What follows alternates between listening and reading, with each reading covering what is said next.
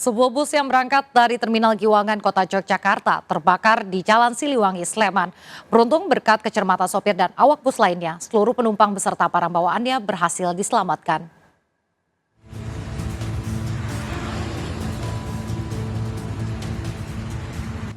Hanya selang beberapa menit meninggalkan terminal, bus hangus terbakar.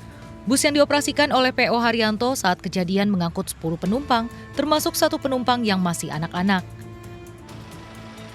Kejadian berawal ketika bus berhenti di lampu merah Demak Ijo, Sleman. Sopir merasa ada yang tidak beres dengan mesinnya. Namun demikian ketika lampu hijau, bus kembali melanjutkan perjalanan. Tetapi hanya beberapa ratus meter kemudian, sopir pun menghentikan bus dan meminta seluruh penumpang turun terlebih dahulu. Tidak ada kepanikan sehingga seluruh penumpang berhasil turun dengan barang bawaannya. Selang sesaat, bus pun terbakar. Warga sekitar pun melaporkan ke polisi dan Damkar Sleman. 2 unit mobil pemadam kebakaran diterjunkan. Kami cek kondisi, alhamdulillah tidak ada korban karena begitu bis ini berasap, driver memberhentikan armada, setelah itu penumpang diminta untuk turun semua. Untuk memastikan kejadian, polisi segera diturunkan untuk melakukan penyelidikan. Ada gejala itu dimungkinkan dari konsleting AC. Ketika disuruh turun itu sudah ada asap di belakang. Para penumpang yang akan berangkat ke Pati kemudian melanjutkan perjalanannya dengan bus lain yang juga milik PO Haryanto. Dari Sleman, Daerah Istimewa Yogyakarta, Galih Wisma melaporkan.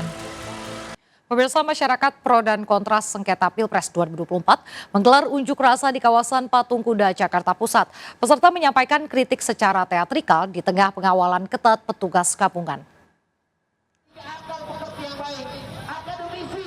Masa aksi pro dan kontra sengketa Pilpres 2024 menggelar demonstrasi Kamis sore. Masa menggelar unjuk rasa di kawasan Patung Kuda, Jakarta Pusat. Sebelumnya, masa aksi akan menggelar unjuk rasa di kawasan Monas. Namun polisi menutup akses jalan Medan Merdeka Barat menggunakan kawat berduri.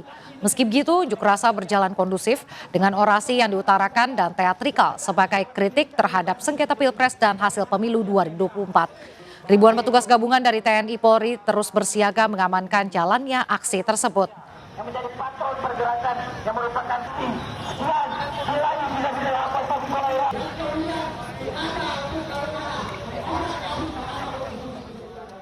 Jelang sidang putusan MK terkait sengketa Pilpres 2024, Polri memperketat pengamanan dengan menerjunkan 3.600 personil gabungan. Selain pengamanan ekstra ketat di sejumlah titik, Polri juga melakukan rekayasa lalu lintas.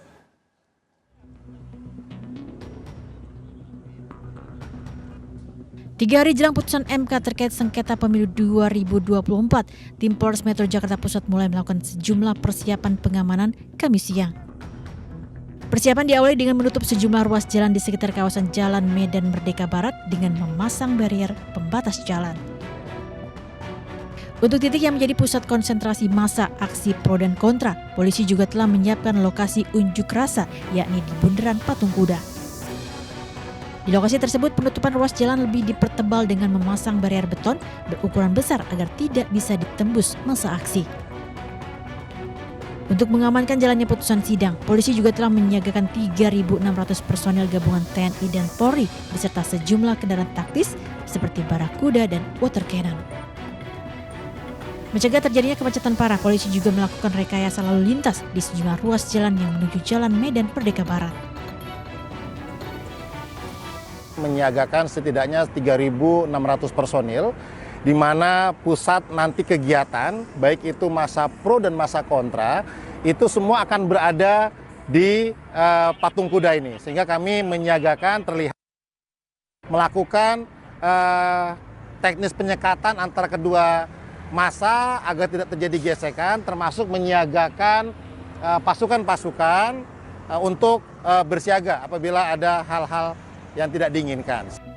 Sementara merespon detik-detik putusan Hakim MK, Wakil Ketua Tim Kampanye Nasional Prabowo Gibran, Sylvester Matutina meyakini putusan MK tidak akan berpengaruh apapun terhadap putusan KPU yang memenangkan pasangan Prabowo Gibran sebagai Presiden dan Wakil Presiden terpilih.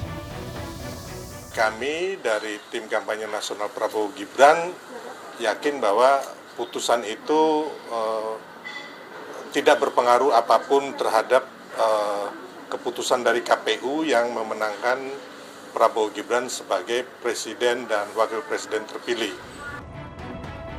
Sementara bagi masyarakat yang akan beraktivitas di kawasan Gambir pada 22 April mendatang, diimbau menghindari kawasan Jalan Abdul Muiz, Budi Kemuliaan, Harmoni, Jalan Medan Merdeka, dan Jalan MH Tamrin agar tidak terjebak dalam kemacetan.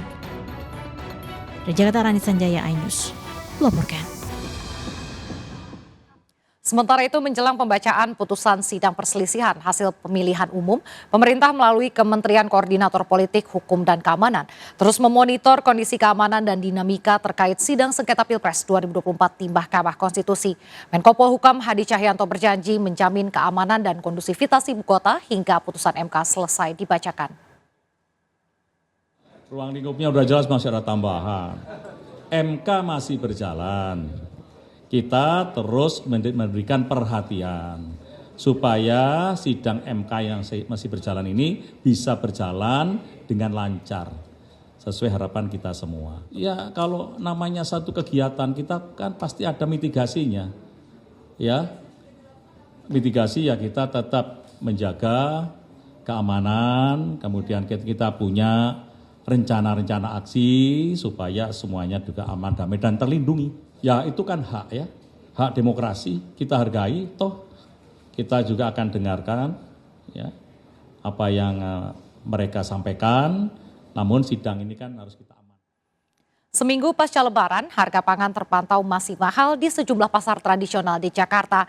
Salah satunya di Pasar Palmerah, Jakarta Pusat. Harga bawang bahkan naik hingga 2 kali lipat. Berikut laporan Syahreza Zanski dan Tri Julianti. Pemirsa, sepekan pasca Lebaran 2024, harga kebutuhan pokok di sejumlah pasaran terpantau masih melambung tinggi. Seperti di tempat saya melaporkan saat ini di Pasar Palmerah di Jakarta Pusat, di mana harga kebutuhan pokok bahkan naik hingga 2 kali lipat dari harga awal khususnya 1 bulan yang lalu. Namun jika dirinci, ada salah satu kebutuhan pokok yang jadi sorotan, salah satunya adalah bawang merah, di mana per hari ini menjadi Rp80.000 per kilogramnya dari harga awalnya, yakni Rp40.000 per kilogramnya. Sementara untuk harga tomat juga mengalami kenaikan begitu signifikan, di mana dari harga awalnya yakni Rp25.000, kini menjadi Rp30.000 per kilogramnya. Lalu beralih ke berbagai macam daging, salah satunya adalah daging sapi yang juga menjadi sorotan masyarakat, yang mana harga awalnya dipatok maksudnya menjadi Rp100.000 per kilogramnya dan per hari ini menjadi Rp140.000 per kilogramnya. Beberapa pedagang tadi sempat mengungkapkan bahwasanya ada berbagai faktor yang membuat ketersediaan stok pangan ini mengalami kenaikan. Salah satunya adalah ketersediaan pangan dari pihak pemasok, sehingga ini harus ada penyesuaian harga di kawasan pasar ini. Namun terlepas dari berbagai kenaikan harga tersebut, mereka baik itu pedagang maupun pembeli berharap agar kebutuhan pokok ini bisa segera diturunkan oleh pemerintah sehingga kebutuhan mereka bisa terpenuhi seperti sedia kala. Dari Jakarta, Syahreza Zanski, Tri Julianti, iNews melaporkan.